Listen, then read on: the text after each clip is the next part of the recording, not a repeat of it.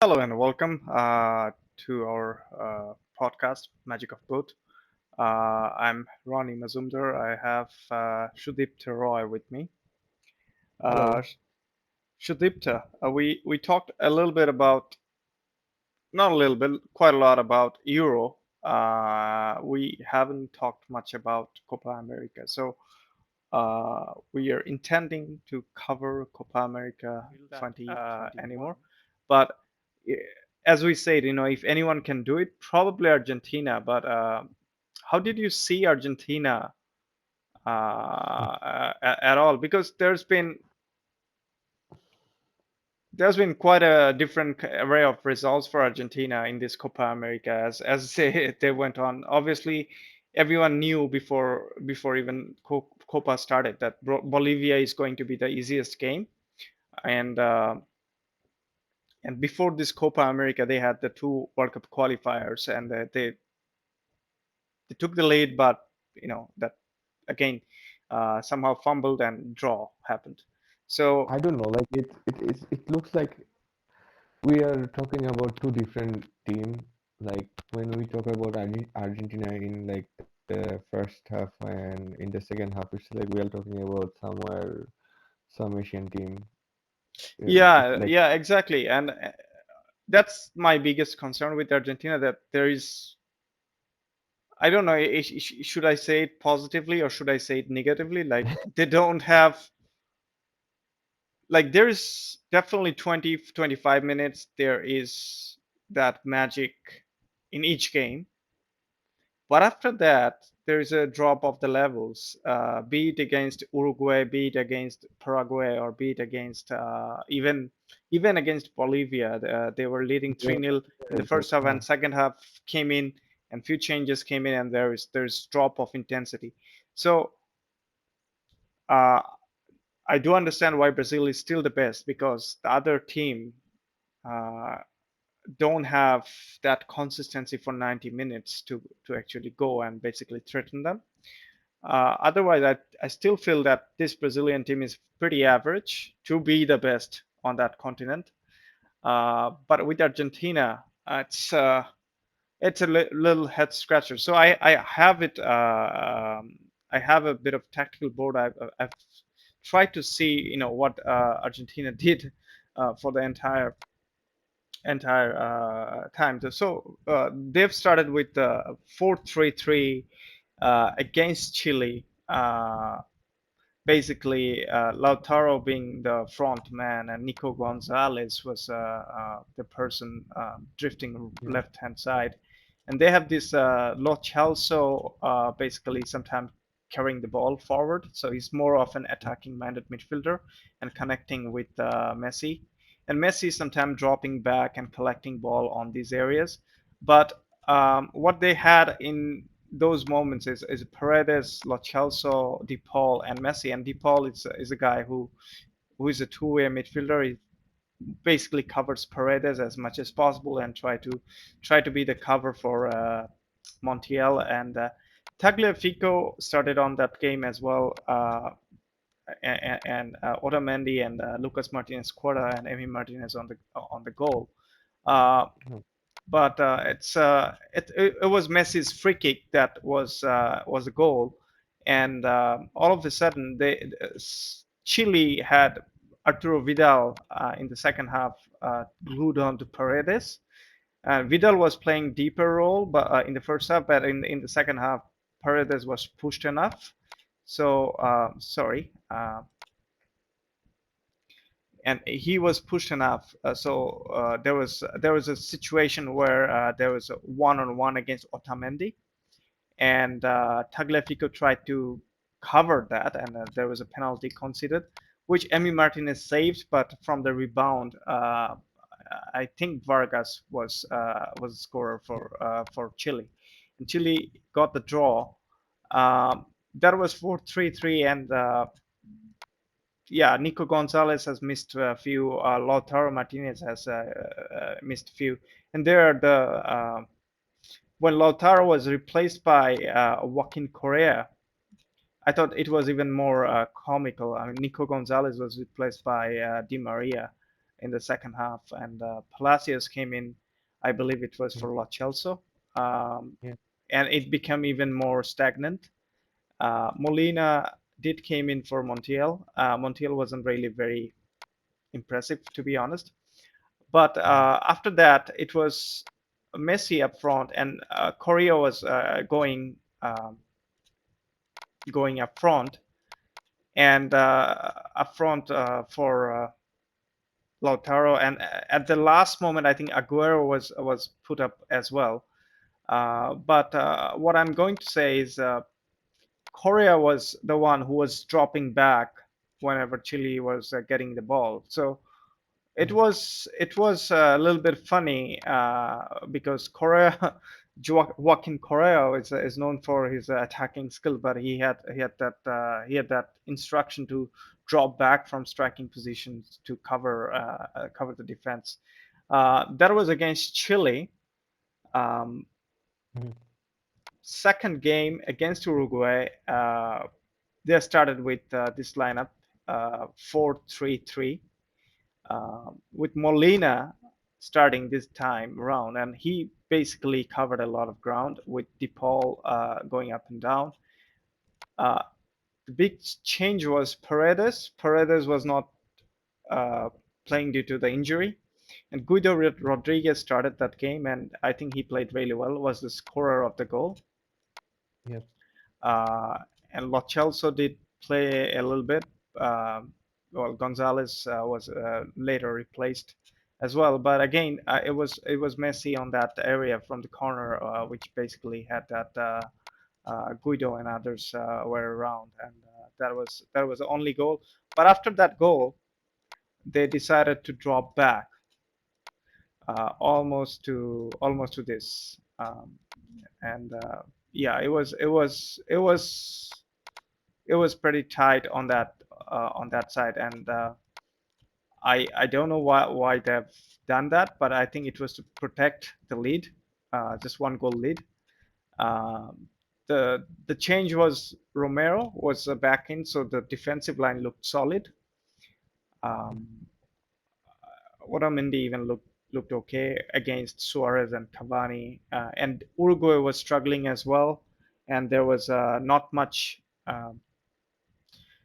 not much effort from there them as weren't well. actually any threats because like their formation is basically plain. So like Argentina tried to copy this formation like 4-4-2. Yeah, exactly. Like we put it here, and yeah, and it and was like obviously there was a very bit of boxy. change here and there, Yeah, but what I thought was yeah, what I thought I was it was pretty after that goal, which Argentina got in 17th or 18th minute.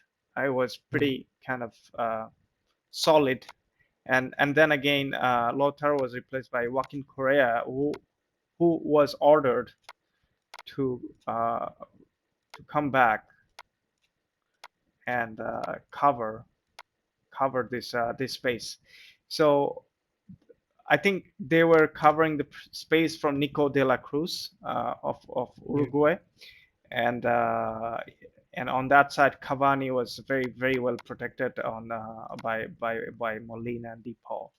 Uh, but yeah, that's against Uruguay. And if we go a little bit forward with Paraguay, they had a different kind of system, more kind of 4-2-3-1, with Di Maria and Papu Gomez starting. Paredes and Guido was the two holding midfielders, with Guido and basically covering, and Paredes going a little up. But we saw Messi dropping down a lot. But in that on that note, Papu and Di Maria did a lot of running from here, and yeah, Argentina did score from an assist from Di Maria. Um, Basically, Papu Gomez scoring, uh, coming yeah, coming from wider areas and finding a space. yeah, And after that, again, Argentina basically went back to the shell, which I should say, and tried to be as compact as possible. Um, and especially against Almiron, who was very curiously placed um, against Molina. They tried to look at take advantage of the right hand side, and I thought Molina did fairly well, as well as he was covered by uh, covered by DePaul, and later on Angel Correa as well. So they had this 1-0 win against Paraguay as well.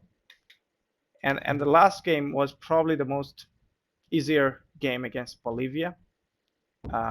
So this time around there was a little bit of difference. I'd probably say they've started like more of a 4-3-3, but Messi just a bit like a number 10, and Korea and Papu basically covering and dropping back and building up the play. Uh, and also Palacios was more towards helping Guido, but also tried to coordinating, while Montiel and Acuna was more of a attacking left back, and he has won a lot of ball recoveries as well. Uh, And I would say like he had the best match actually in the whole tournament, Aquina. yeah, and also it helps because Papu Gomez now plays for Sevilla as well as Acuna, Yeah. and both of them has quite a bit of understandings because sometimes Papu went far and Acuna came down here to link up, and Aguero always tried to link up, and there was quite a bit of fluidity, and also Mhm. from this side, there was a time Angel Correa was dropping, turning, twisting, and he linked up quite well with Messi and Aguero, and Actually, I liked that part when like eh, Korea and Korea was staying somewhere there, and Messi was dropping by. Aguero is like moving there, and sometimes he was dropping to collect the ball. yes, Then like the combination between these two, like Aguero and Korea, like I like this like a lot.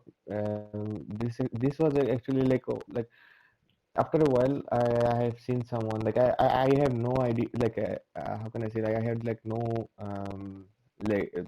I was kind of relieved how Papu was playing for like these yeah, two three exactly, matches. So exactly, like I wasn't actually like thinking about like capturing these balls from Messi from these areas. So like I knew that he would catch it or yeah, like exactly, and pass the ball to Equina and stuff like this. And the thing is that what Argentina was missing is like these movements, like with this and the wingers, like or the extra players in the right. yeah, And that I actually like when I like the part when he wasn't dropping and Palacios was covering this field, like this portion, and Messi was dropping to connect with the play and eh, basically Korea stressed the like the defender and suddenly when they both dropped and there was a space between Messi like like obviously the center backs were like they are also trying to chase Aguero and also like Korea and Messi got his place and it was a brilliant pass from Aguero and after a while I have seen someone like yeah. as a like from forward line who passed the ball to Messi like this and it was actually like kind Yeah, of I thought enjoying it to was more watching that. fluid as well, Yeah. and as well as if you see, there is a lot of goal threat here. Like Aguero is a goal threat, Messi is a goal Yeah. threat. Correa was constantly up and down and collecting balls, while It's Papu, unfortunate he wasn't actually scoring like in this tournament, but I liked his movement. But I wasn't actually liking the moment when he was like after securing one goal, then he was dropping by to like really deep. yeah, he was The way giving right. their way they're defending, it's like pre 2010s football, you know, No, I totally like. get it. Yeah, It's like playing in 90s and like nowadays actually defending doesn't have to mean like park the bus and stuff like this even like yeah, I totally get it. defensive team they actually go uh, go for every ball to try to win the ball and try to make like 1-2 passes and like try to attack the opponent. It's like that this, and what Argentina is missing is this like But going at to the every ball, you know, like no, no, I even if you are even totally. if you are Sorry, go ahead. even if you are like defending like all the time, then like you have to go for the ball, and that's the thing about I like think that's the thing is Argentina missing were from the more concerned about players. structure and how Mm. they can go and protect. And the other thing about um, uh, the run from these areas were collected by Korea, as well as Papu also was dropping back and collecting balls. So that means that Messi can stay most of the games around on He the. was actually basically moving this area Yeah, exactly. So on that like a danger zone. perfect number 10. Yeah. So that's what was missing, because if Messi is dropping around here to collect the ball, then he's far from the goal, and then you have your center forward, uh, Mm. and his movement doesn't really make much sense, because then you don't have a person to link up, and he's very isolated. And that's what I thought was happening before. But with Angel Correa was, I think, was very consciously doing that job to get the ball from Yeah. Montiel or Palacios, and coming back with the ball with turns and Also passes. without the ball, like when Messi was moving on the left or like on this side or something like this, and then he was like he was stretching this defense like to make a line, and so that Yeah, like even if they like if they don't straight like be straight in this in front of this D box, then Aguero would have some space behind. So like he was stressing the defend in the back foot, and they couldn't actually go for Messi. I like this actually yeah, a lot. and also, sorry, just a sec, it's not going off. I have to select something else. Sorry. Yeah, with Acuna was constantly moving up and down, and Montiel was a little bit let off for me. Also Palacios, he didn't do enough for me. But I think what was important, to have that much of four players, or even five players on the attack, it was Yeah, enabled by Guido Rodriguez, because he's probably, I'm not saying he's a better player than Paredes, but he is more natural number five and has better positioning exactly. sense, and he can You put. probably talked about it like before the tournament, Yeah, we actually. did we did talk about it, and that because Paredes was always the starter for Lionel Scaloni, always started. Yeah. So Guido didn't have much chance, or he probably played some substitute coming off the bench sort of games. And one more thing, like Paredes could start in this position actually because he is this sort of player. But that's Paredes doesn't really. He himself said that he doesn't want to be anywhere else rather than as a holding midfielder. But that was exposed by the two games that was drawn in World Cup qualifier, as well as this first game against Chile. He was pushed by Vidal, and then he had a little bit of tough time. And if you have seen after Palacios was replaced by, I think, Lo Celso, um, Yeah, and Papu was also replaced, and I don't know, Nico Dominguez or probably someone came in. Um, and Lautaro had a goal after Aguero was taken off, and Paredes came in for Guido Rodriguez.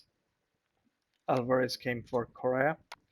Uh, Lautaro did score one, but the game dropped. I mean, Lo Celso can have good days and can have bad days. Um, he wasn't really on his best, let's say. Uh, and then I thought what Papu Gomez was doing on this area was dropping back and collecting ball and building up the play, as well as Angel Correa was doing that similar thing. Mhm. That was what was missing after a while, and then Messi had to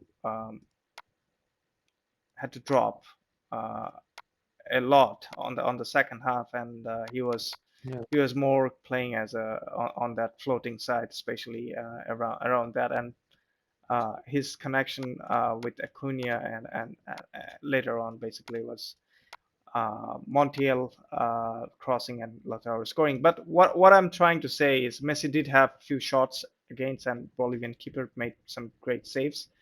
yeah. What I'm trying to Also, say Lautaro. with Papu and in the midfield or on that winger, is another goal threat right there, and he earned Yeah, a penalty. So as many bodies, you need at least 3-4 bodies on the opposition half to create some sort of opportunity or scoring goal. So that's what's happening against Bolivia. Now I'm going to uh, minimize this for a second. I'll come back for the potential Ecuador game. But do you think that was that is what Argentina was missing? Because before the tournament even started, they had a pretty fixed first 11, or they knew what their first 11 was. Now Guido Rodriguez coming in and performed quite well, and there is now confusion about Paredes or Guido Rodriguez. Also, Alejandro Gomez, Papu Gomez, basically owning that left side, either flank or the left side of the creative midfielder role. He could fit in any of those, and he scored 2 goals, had won a penalty, and is definitely have a very good connection with Messi and has very good football intelligence, and he can be another body who can go there in opposition box. So that definitely created some sort of confusion, and his contendant as a starting player, or probably I don't know if what Scaloni would do, but definitely he has raised that question to make him as a starter, as well as there is a little bit of drop form from Tagliafico. So Acuna probably has a very good shout out on that position. Right back was always a problem. At one point, Montiel was thought to be the starter. Now it seems more likely um, Molina. Molina is going to be, and on the center back position, Romero is probably the number one choice at this point. If he's not, I heard a little bit that he had a knock. If he's not fit, Petzela might come in, but Okay. Otamendi is probably starting there. Anyway, uh, so I see a lot more confusion after all these performances rather than having a clear first 11. Uh, at least, It's like yeah, um for me, it's like seeing a late bloomer, you know. yes. So It's the thing is that we missed a year, and that could be enough for this Argentina team to find out the starting 11, for the next World Cup, or at least like 15 players, like who yeah, could start the and 11. also they have. But they are actually doing this thing, like finding this thing. Normally they would find it in some World Cup qualifiers and stuff Yes. like this, and they are doing it in the middle of the tournament, and it's Yeah, uh, uh, and mostly, mostly, if you remember, they've done it in the last Copa as well. For first two game was yeah, pretty ugly, and they had no idea what was their, yeah, identification, and they started throwing few peoples in, and all of a sudden it started, and they thought, okay, this is the team, and now. With other players coming and performing, it gets even like I'm thinking about that left, sorry, on the right hand side, Angel Di Maria probably would have started now with Correa. Angel Correa have a shout at least, or at least has has a chance coming from the bench. I actually like Korea more than Di Maria, because Well, also Di Di Maria Maria had a like very good performance against Paraguay. That assist as well. well, like we will need his like experience like in the deadlocks times, like in after 70 minutes it's like draw, it's going to a draw or something. Then you will need someone like Di Maria, but I think Correa should start because of his movements again, like in and out, and also like in the like these vertical moves.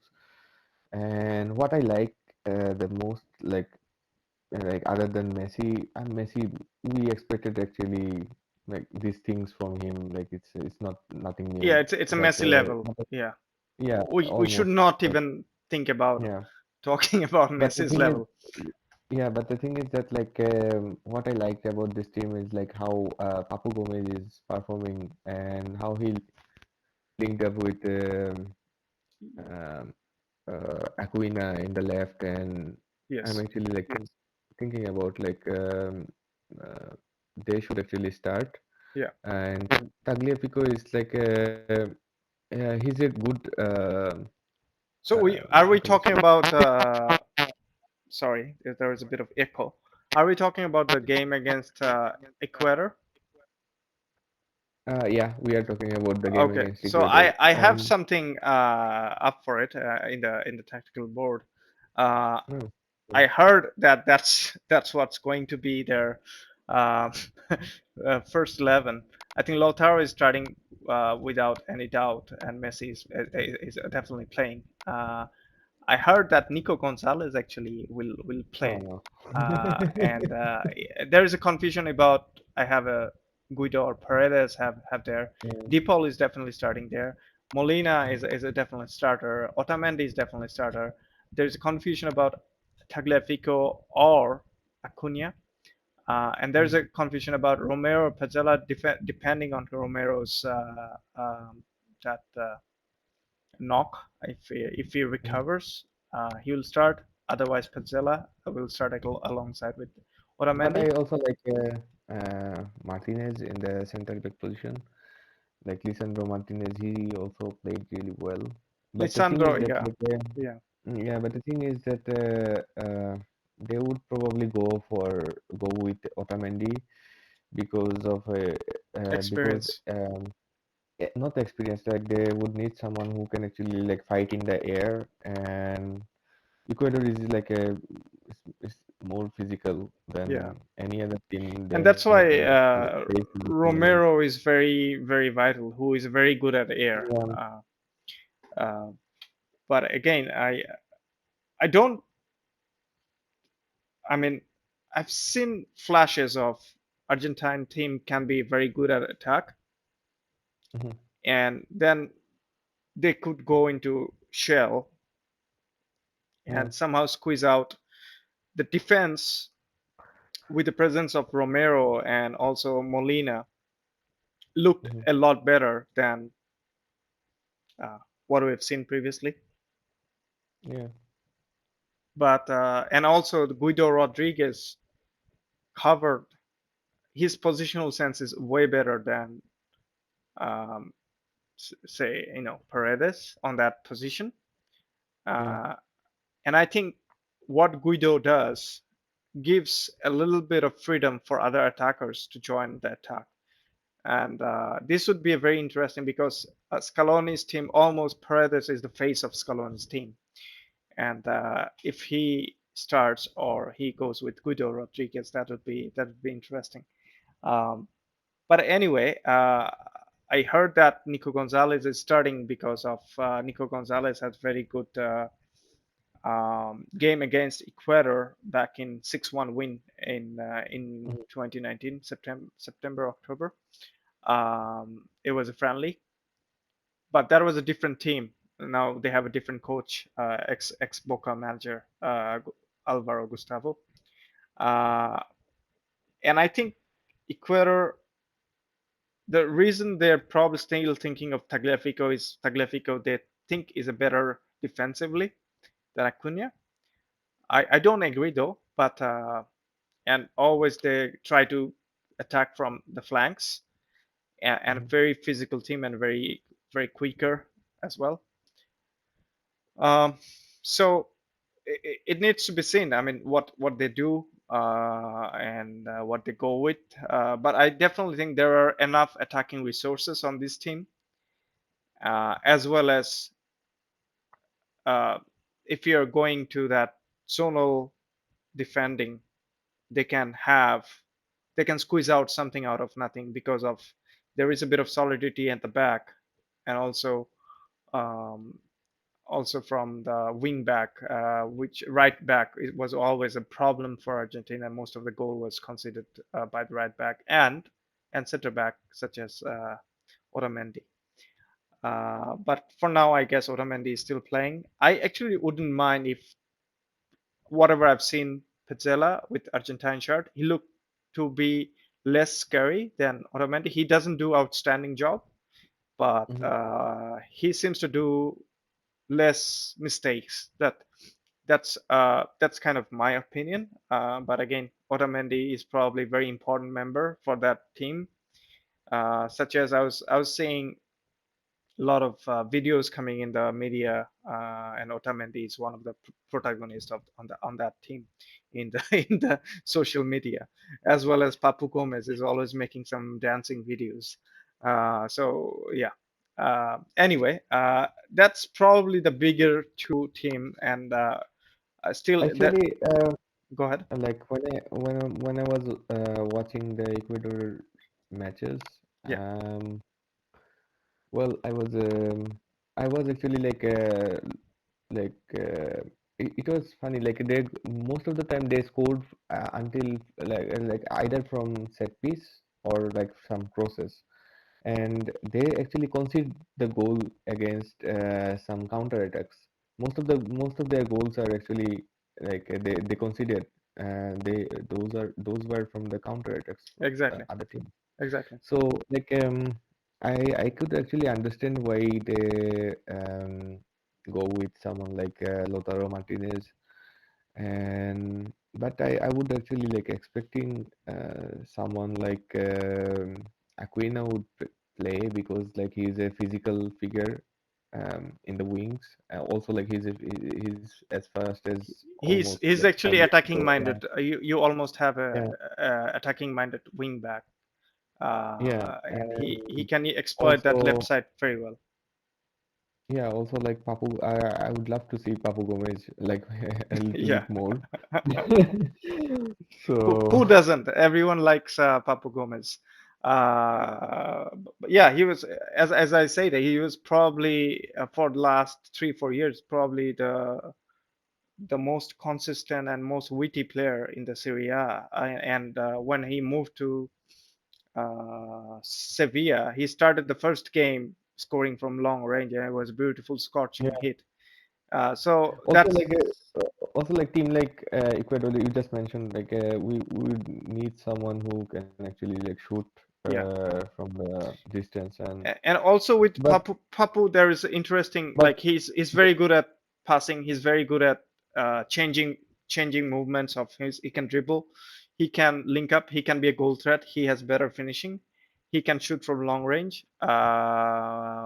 Then what I was going to say, he can be another extra body from midfield if he's playing in midfield. So and he can control the ball. And defending doesn't mean that you have to be defend on rows like Argentina did. You can defend with balls as well, like yeah, having more balls on your feet, so that the less the opposition have. defending could also mean like winning the half chances like man to man Yes, combat or something like this. So yeah, like this is the only thing actually like Argentina is lacking. When we actually started talking about Argentina because of Brazil, yes, like you because were that's the talking about biggest if rival. yeah, yeah, if Argentina and Brazil face at some point in the tournament, could Argentina beat them? Well, like in this attack, okay, like but the thing is that like yeah, they have to actually like go for it, and which you can actually get it from like players like in Brazil team like Casemiro. he would actually like 90, fight for 90 minutes, um, and he actually like go for every ball. Well, I Just think right now Brazil has a lot of them. I mean, nothing taken away from Fabinho or Fred. yeah, I think most obviously, of them are actually yeah. would like that. Anyway, I'll wrap it up. Thank you again. We'll talk soon.